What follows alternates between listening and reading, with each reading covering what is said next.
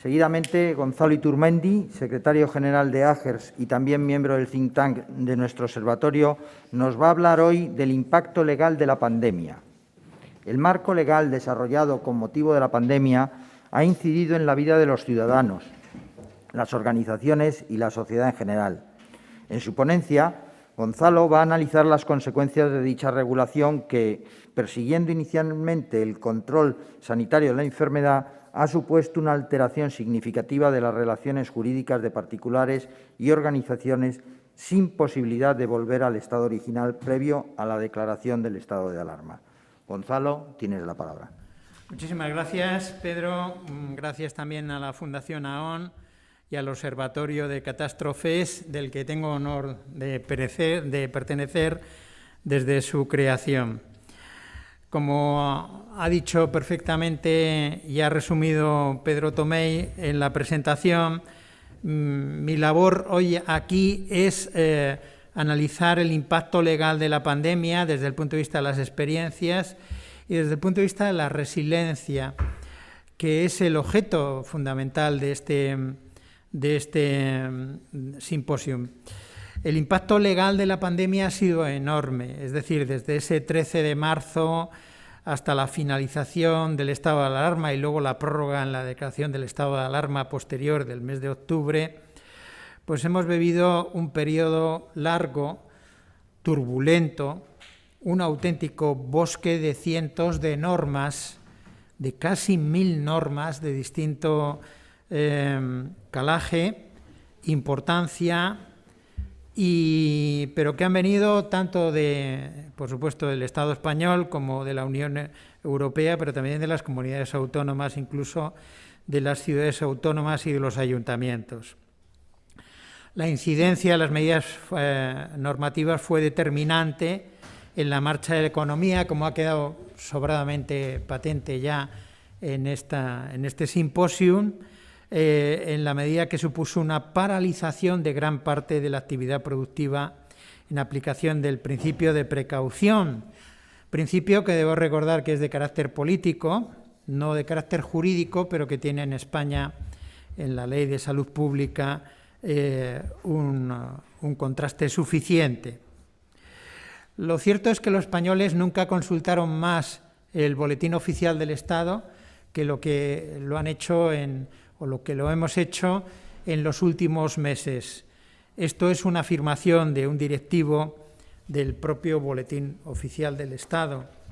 Estábamos pendientes de lo que iba a salir en el BOE porque, entre otras cosas, muchas de estas normas eran de aplicación inmediata, es decir, empezaban a funcionar y a entrar en vigor de manera inmediata, con lo cual prácticamente había que estar con los medios telemáticos pendientes de qué pasaba en esa novedad o en ese requisito, qué se podía hacer o dejar de hacer. Por lo tanto, la relevancia de la gestión de riesgos jurídicos relacionada con asuntos legales, regulatorios y contractuales ha sido decisiva durante este periodo y sigue siéndolo. Los juristas hemos intentado minimizar la complejidad, pero también el coste de los procedimientos legales, tratando de adaptar la actividad al marco regulador desbocado de estos meses. Pero lo cierto es que se ha alterado en gran medida, se ha producido una alteración del marco de infinidad de relaciones jurídicas. Y para tratar de comprender esa situación, de alguna forma se ha tirado de un principio general, que es la llamada cláusula rebus sic stantibus, en las obligaciones, especialmente aquellas que son de tracto sucesivo y que son exigibles en plena declaración de estado de alarma, lo cual hacía muchas veces imposible el cumplimiento de las obligaciones, sencillamente porque se habían alterado las circunstancias que dieron lugar en su día al convenio o al pacto entre las partes.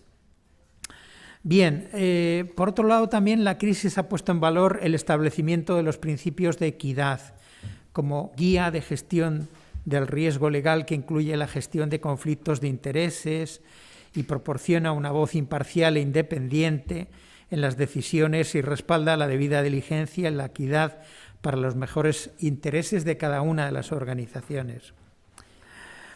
éramos todos conscientes, y lo somos, de que no siempre han sido posibles los cumplimientos de las obligaciones previamente pactadas, porque los cambios o las alteraciones de las circunstancias que dieron lugar a los pactos en su día previos a la pandemia se habían modificado y se habían hecho una alteración de tal importancia que afectaba en definitiva a la propia relación obligacional. Coincido plenamente con la doctora Rafaela Santos, que esta mañana nos ha ilustrado sobre la importancia de la resiliencia. Y pido a todos los escuchantes, oyentes y todos los seguidores de esta ponencia que hagan un importante ejercicio de cómo tratar de aplicar la resiliencia, que de alguna manera es un principio aplicable a las personas, pero cómo se puede aplicar a las organizaciones, a las empresas. El esfuerzo conjunto de todos los agentes sociales para alcanzar la seguridad jurídica es el paso previo para conseguir las relaciones fructíferas de paz y justicia en nuestra sociedad. El problema es que cuando la seguridad jurídica se pierde o empieza a tambalearse, se puede llegar a tambalear el propio sistema, como hemos sido testigos durante momentos críticos de este momento que estamos viviendo ya desde la declaración del estado de pandemia. Por lo tanto,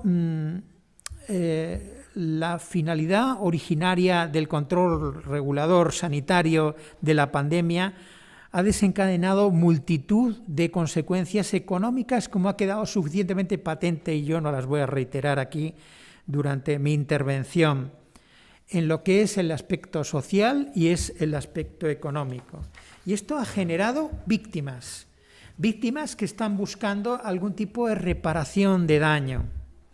Víctimas que, según algunas fuentes, como por ejemplo la plataforma Derecho a la Verdad, cifra en 6.000 millones de euros la posibilidad de ser indemnizados para todos los afectados del COVID-19. Y en otros casos ha generado bucles de posible responsabilidad ante las pérdidas económicas, personales y sociales a las que ya hemos hecho referencia. Pero ciñéndome al contenido específico de este simposium, quiero resaltar informaciones estadísticas, o mejor dicho, una encuesta que se ha publicado precisamente este domingo en el diario El País, se llama Encuesta 40DB, y es del 15 de noviembre pasado, que hace referencia precisamente al tema de la resiliencia. Por ejemplo, nos dice el resultado de esta encuesta que la mitad de los españoles han perdido ingresos por el virus y el 26% ha perdido su trabajo de forma temporal o definitiva. El 11,9% de los encuestados se ha retrasado en el pago de recibos. Importante, a lo que decía de referencia, no se pueden cumplir algunas obligaciones pese a la voluntad de cumplirlas, pero porque no hay liquidez. El 8,8% ha dejado de seguir un tratamiento médico y el 6,8% ha dejado de pagar alquiler o hipoteca.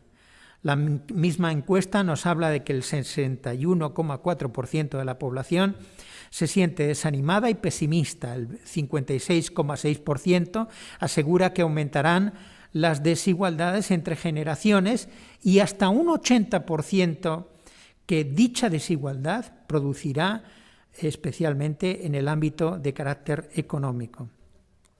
Y el teletrabajo es un capítulo aparte de enorme importancia, porque supone que 1 de cada 3 ciudadanos, un 33,7%, ha pasado a teletrabajar cuando esto es posible. Sin embargo, el teletrabajo está produciendo trastornos de sueño, falta de concentración, pánico, depresión, impotencia, desaliento y hasta cansancio. Bueno, este es el panorama que tenemos, ello unido a todos los datos de los que se han hecho referencia anteriormente, pues nos podría hacer pensar ¿cabría una declaración universal general de responsabilidad del sector público en todo lo que está ocurriendo? Yo creo que no, sinceramente no. No parece que tenga ningún recorrido jurídico tal declaración. Sin embargo, sí es posible que tenga recorrido particular y de forma puntual en bucles concretos de exigencia de responsabilidad, que habrá que analizar uno por uno y fundamentalmente si los mismos en ellos concurre o no las exigencias o requisitos de la responsabilidad. Bueno, hay que advertir a todos que España tiene un sistema privilegiado junto a Italia y Francia de responsabilidad objetiva de las administraciones públicas. Ni más ni menos está contenido en el artículo 106.2 de la Constitución española, en los artículos 34 y siguientes de la Ley de Régimen Jurídico de las Administraciones Públicas, la 40/2015, y nos habla de la responsabilidad de las administraciones públicas por el funcionamiento normal o anormal. No hace falta que sea anormal, normal también de la administración cuando se produzcan daños en los ciudadanos, salvo los supuestos de fuerza mayor. Por lo tanto, la primera pregunta que podríamos hacernos es: ¿estamos ante un caso de fuerza mayor o no? El magistrado de la Sala Primera del Tribunal Supremo, Vela Torres, la semana pasada manifestó y lo puso por escrito que según él no es un supuesto de fuerza mayor. Se basaba fundamentalmente en 3 documentos muy significativos. El del Grupo Consultivo de Actuarios Europeos para la Pandemia, reflexiones actuariales sobre la pandemia, el del Grupo Internacional Joyce, inglés, y el del Grupo Asegurador AXA. Y llegaba a esa conclusión que parece que se puede desprender sobre los requisitos de la fuerza mayor, puesto que era perfectamente evitable esta situación. Si hubiéramos seguido a lo mejor algunos de las indicaciones del informe del mes de septiembre de 2019 de Naciones Unidas y del Banco Mundial titulado Un mundo en peligro, informe anual sobre preparación mundial para las emergencias sanitarias, en las que hace una serie de capítulos enormemente interesantes desde el punto de vista de lo que puede ser la repercusión de una pandemia a nivel mundial. Efectivamente, la fuerza mayor debe ser imprevisible, inevitable, ajeno al presunto responsable y de tal forma que suponga un obstáculo invencible para el cumplimiento de las obligaciones de prevención por parte de la propia Administración. Pero, ¿estamos o no ante una situación así? Serán los órganos jurisdiccionales los que los digan. De momento, el propio Gobierno ha declarado el COVID-19 o la COVID-19 como accidente de trabajo para los servicios de centros sanitarios o sociosanitarios ex lege en el Real Decreto Ley 19/2020 de 26 de mayo, diciendo esto es un accidente de trabajo. Servicios sanitarios y sociosanitarios, con todas las prestaciones que ello conlleva respecto del accidente de trabajo. Inmediatamente cabría hacerse la siguiente pregunta. ¿Caben reclamaciones de responsabilidad patronal por contagio de COVID-19 en las organizaciones, en las empresas? Podría caber si hubiera una falta de medidas de prevención y control de riesgos. Pero lo que es más interesante, hay una sentencia muy reciente, del 10 de junio del 2020, del Tribunal Superior de Justicia del País Vasco, donde dice que una situación parecida puede generar un riesgo sin necesidad de que exista un resultado lesivo para el trabajador. Llamo también la atención sobre una sentencia muy reciente del Tribunal Supremo, Sala de lo Contencioso Administrativo, que es de 8 de octubre de 2020, donde declara que los profesionales sanitarios carecieron de los medios de protección necesarios, desestimando el recurso en todo lo demás, pero lo cierto es que en ese punto sí lo declaró. No tenemos tiempo suficiente, pero podríamos hablar aquí de la responsabilidad del Estado de legislador. Lo hago en la ponencia escrita, que me imagino será pública y estará a disposición de todos los interesados en poder acceder a ella. También sobre la posible responsabilidad solidaria de varias administraciones. Hemos visto luchas que tenían más el sesgo político que el sesgo jurídico y entre medio estamos los ciudadanos en aquella discusión. Sobre los llamados riesgos del desarrollo, que fue una causa que se introdujo en la Ley 4/2019 y que vino a ser prácticamente equiparable a la llamada fuerza mayor. De la diferencia entre la reparación del daño en la expropiación forzosa y en la responsabilidad patrimonial y la forma del cálculo de las indemnizaciones. En cualquier caso, serán los tribunales quienes lleven a cabo esos estudios en cada regate corto concreto de aquel que entienda que ha sufrido un daño que no tenía el deber jurídico de soportar.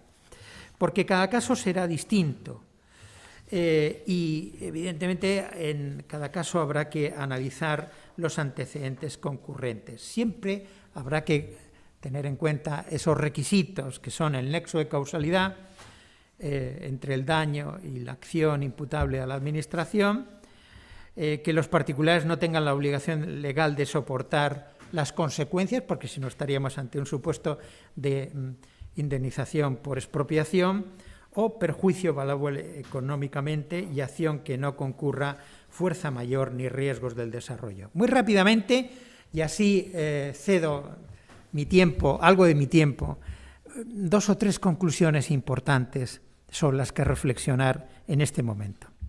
La experiencia del último año nos ha demostrado que el mundo no está preparado para la pandemia causada por un patógeno respiratorio virulento que se propague con rapidez como el que estamos sufriendo. Los trágicos niveles de mortandad han generado pánico, desigualdad, pobreza, brecha social y en general incluso han desestabilizado la seguridad nacional, con graves consecuencias para la economía y el comercio mundiales. Sin embargo, la confianza en las instituciones, que es absolutamente necesaria para que podamos seguir caminando, esta también es posible que se haya erosionado. Con lo cual, la actualidad de este simposio es de una importancia extraordinaria. Estamos mirando en los motivos o los factores de resiliencia sobre los que tenemos que hacer enorme atención y tratar de desarrollarlos. La respuesta reactiva ya estamos viendo que no es suficiente, hay que ser proactivos. La reactiva es fruto de una inexistencia de gestión de riesgos. A todo eso el mundo de la justicia está saturado. Los tribunales tienen muchísimo trabajo y muchísimo trabajo retrasado. Estoy convencido de que superaremos los desafíos de la crisis teniendo en cuenta 2 factores fundamentales. Primero, la colaboración y segundo, la equidad. La colaboración entre las partes cuando exista un conflicto, que no vayan corriendo al juzgado del tribunal, sino que se reúnan mediante sistemas alternativos de acuerdos, intentar acuerdos amistosos. Y la equidad fundamental en todo esto. En el horizonte está la superación de la situación crítica que vivimos. Si caminamos unos pasos, parece que el horizonte se va, ¿no? Más adelante, justo los pasos que hemos dado. Entonces alguien podría preguntarse, ¿y para qué sirve dar esos pasos? Pues sirve, amigos, para seguir caminando. Sigamos caminando en esa dirección. Muchas gracias. Muchas gracias, Gonzalo, por tu exposición de la incidencia de las medidas dictadas desde la declaración del estado de alarma, que están siendo determinantes en la marcha de la economía. Tenerte en nuestro observatorio es una garantía de seguridad jurídica. Muchas gracias, Gonzalo.